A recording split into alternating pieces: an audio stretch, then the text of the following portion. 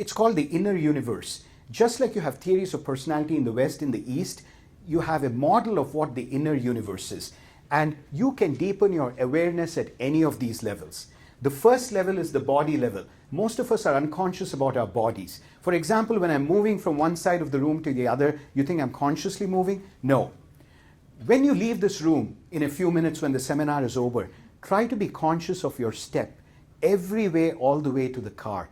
You will have a totally different experience. You will see the vast level of unconsciousness that we normally live in. You go one step deeper, you become aware of a layer called the mind and ego. The mind is none other than Curious George or the chattering monkey.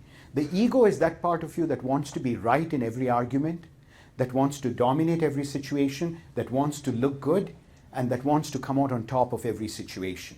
Now, the ego and the mind sometimes will form an alliance, and if they get married to each other, you're screwed. You know why? The Eastern mystics say, because then you will become very successful. Now, you might ask, what is wrong with it? The Eastern mystic would tell you, if you become successful, it's like you have become a drug addict. Success is something that you get addicted to, and you will just keep chasing more and more and more of it. You will keep running round and round in circles till you drop dead, and you will not get to where you're supposed to get to, because this will produce and make you a successful being. So in fact, in the first day of every class, I normally wish upon every student utter failure in their life. And they're devastated, because why would you do that if you care about us as a teacher? No, in the East, if you keep succeeding, there is no hope or redemption for you, because you're going to be just succeeding. You're like somebody who's like permanently on drugs. If you start failing, there's a chance you may wake up and you might say, what else is there to life? And then starts the journey inward. So it is not about running around in circles. It's about starting a journey inward to the point where you can start locating your inner centers. There are a variety of meditation techniques that deal with that. Then you start opening your heart. You can start awakening your heart and becoming a heart-centered person. Now, when we talk about becoming lovingness in the East, it's a very different concept than lovingness in the West. If I am good to my husband, to my wife, or to my children, I would be considered loving, right? But in the Eastern mystic sense, love is not a person-to-person relationship. It's a state of being. It's a fragrance. Lovingness is a fragrance. Like, for example, if I say, I'm taking good care of my child, but I don't care if the rest of the children starve to death, am I a loving person? No. So lovingness is broader than your nuclear family. Lovingness is a state of being which is like a fragrance that you release, right? Like a rose releases its fragrance to everybody. It's not person-based. You start awakening to the heart. You have to do a lot of deep work here, looking at your childhood. How did you blunt your feelings in childhood? Many of us have blunted our feelings in childhood. It's a process of reawakening that part of us. Our hearts have closed. You have to reopen your hearts to deeper feelings. Then you get to the layer of being, which we just talked about. But the greatest leap is into this innermost chamber. It's called the chamber of inner consciousness. When you get to that innermost chamber of consciousness, it is your inner sky. Right from the center, all that exists is a watcher. If you really look at it, all the crap that happens to you in your life, your boss yelling at you, divorce, bankruptcy, everything happens on the edge. You can be watching all of these events from a vantage point where who you are is just a watcher, a pair of eyes looking at all these things happening on the periphery. You are the witness. In other words, your life is like a movie and you can watch the movie of your life. So this is a space where you if you were to close your eyes, you get into an inner reality. It's like the inner sky.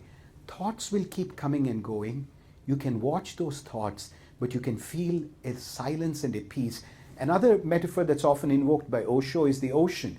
At the surface of the ocean, there are waves lashing about, and there's turbulence. But if you go to the very bottom of the ocean, there's a stillness and a silence that you feel. So it is with us. When you undertake that inward journey, you can leave all the noise behind, the dramas of the body, the dramas of the mind and ego, the drama of the heart, and you get to pure consciousness where there's a vast space of inner consciousness of the sky itself. Many guided meditations will take you very gently towards that inner consciousness. It's available anytime within you. Even in the middle of a most turbulent day, you can close your eyes for a few minutes and feel that stillness right inside, the silence right inside.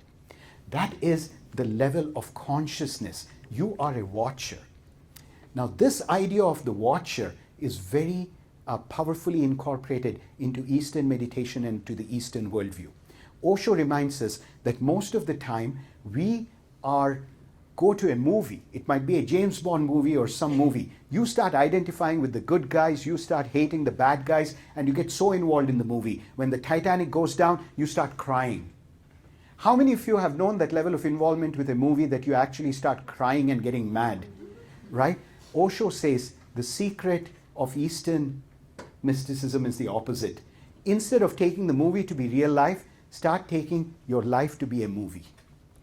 Then every twist and turn is a surprise. And when shit happens in your life, your movie just got a little more interesting. I'm going to share with you two versions of a movie. Tell me which one you would be interested in getting tickets to. The first version of the movie is about a guy called Param, born in India, became a professor at BW, and then lived happily ever after in the US.